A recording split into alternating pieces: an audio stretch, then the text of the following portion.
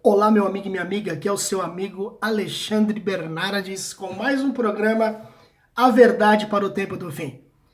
Hoje vamos estudar sobre o Anticristo e a Mulher de Vermelho. Vamos começar lendo Apocalipse capítulo 17 a partir do versículo 1. Veio um dos 7 anjos que tem as 7 taças e falou comigo dizendo: Vem, mostrar-te-ei o julgamento da grande meretriz que se acha sentada sobre muitas águas. Versículo 2. Com quem se prostituíram os reis da terra, e com o vinho da sua devassidão foi que se embebedaram os que habitam na terra. Versículo 3.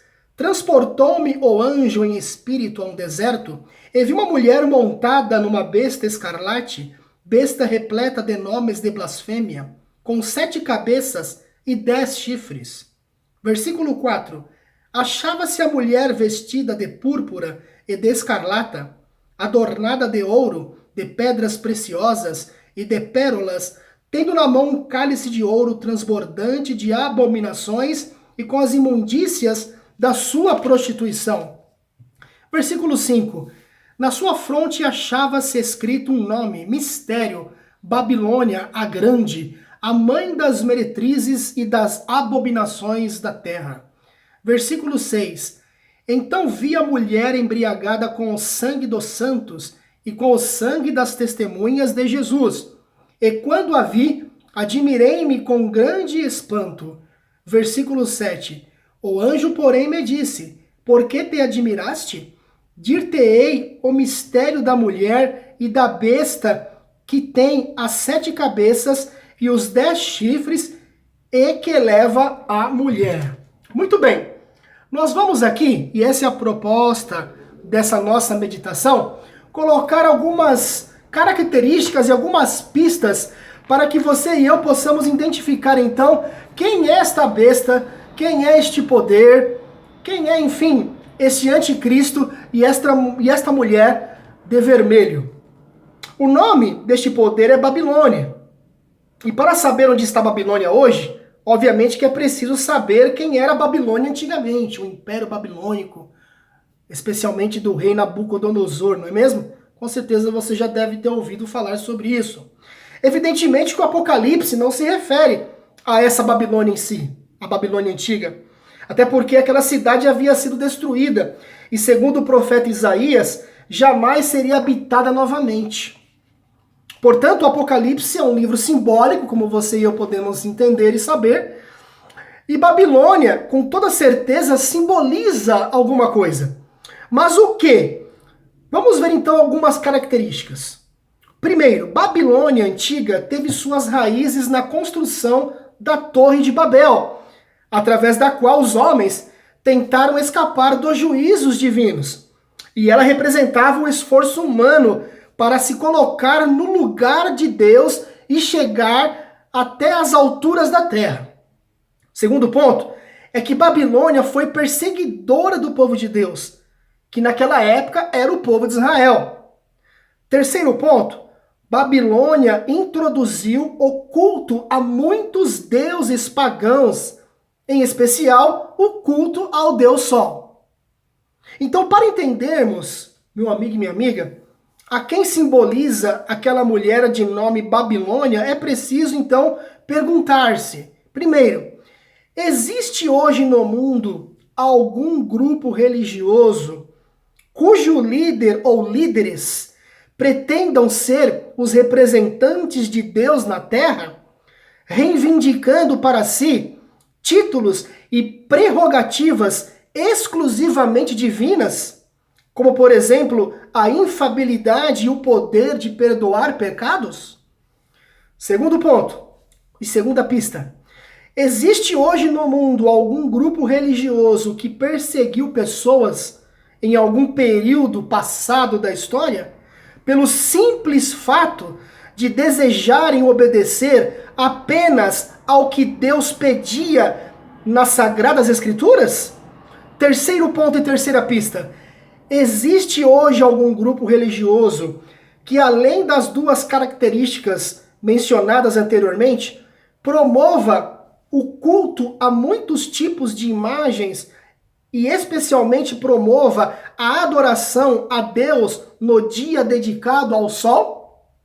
Portanto, querido e minha querida, a profecia de Apocalipse apresenta ainda outras características.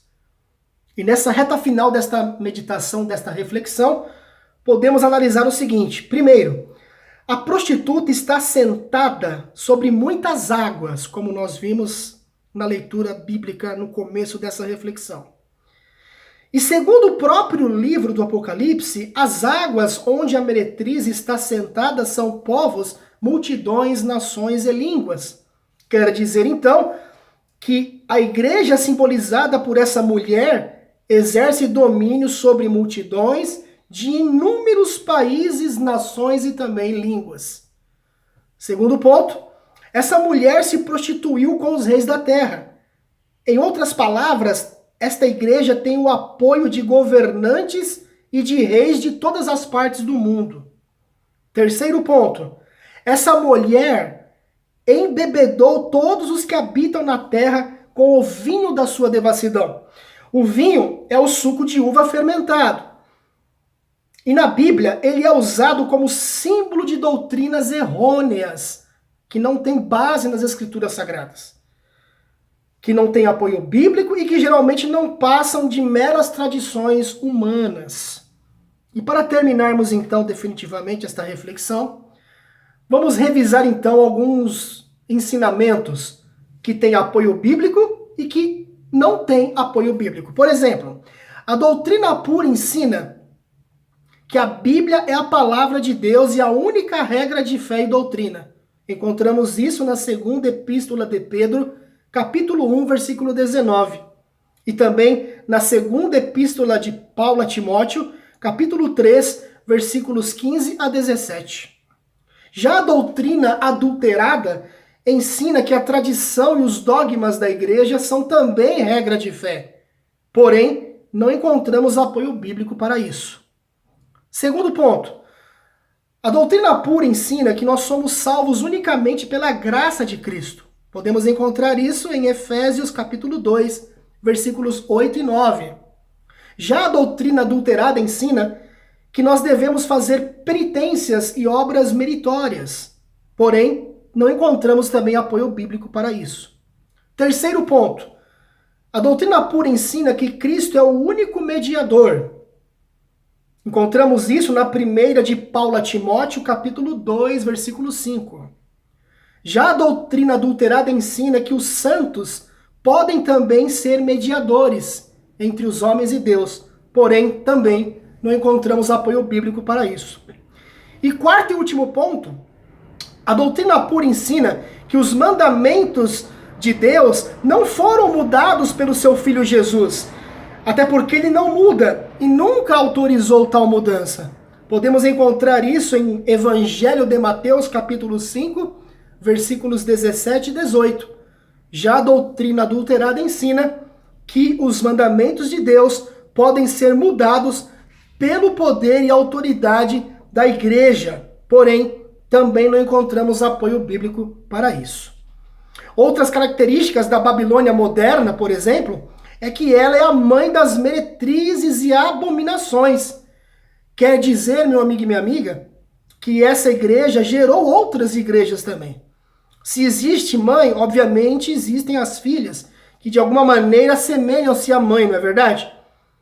E algumas das doutrinas das filhas não provêm da Bíblia, mas da mãe. As puras doutrinas bíblicas foram contaminadas com o vinho da mãe. Inclusive no versículo 6 de Apocalipse 17, menciona-se a mulher babilônia embriagada com o sangue dos santos e com o sangue das testemunhas de Jesus. Novamente fala-se aqui do quê? De perseguição. De uma igreja que em algum momento da história foi intolerante com os hereges, entre aspas, não é? Pelo único motivo de que eles não aceitavam seguir as tradições religiosas e preferiram, em lugar disso, obedecer à palavra de Deus. Que Deus abençoe você, que você, através da sua meditação pessoal, através da sua oração pessoal com Deus, descubra por você mesmo, através dessas características, quem é este poder. E que você esteja preparado ou preparada para estar em pé no dia em que você tiver que tomar uma decisão, ou ao lado da verdade ou ao lado do erro. Obviamente que você venha pela fé estar em pé ao lado da verdade. E que, sobretudo, você tenha uma comunhão, uma experiência profunda com a pessoa maravilhosa de Cristo Jesus.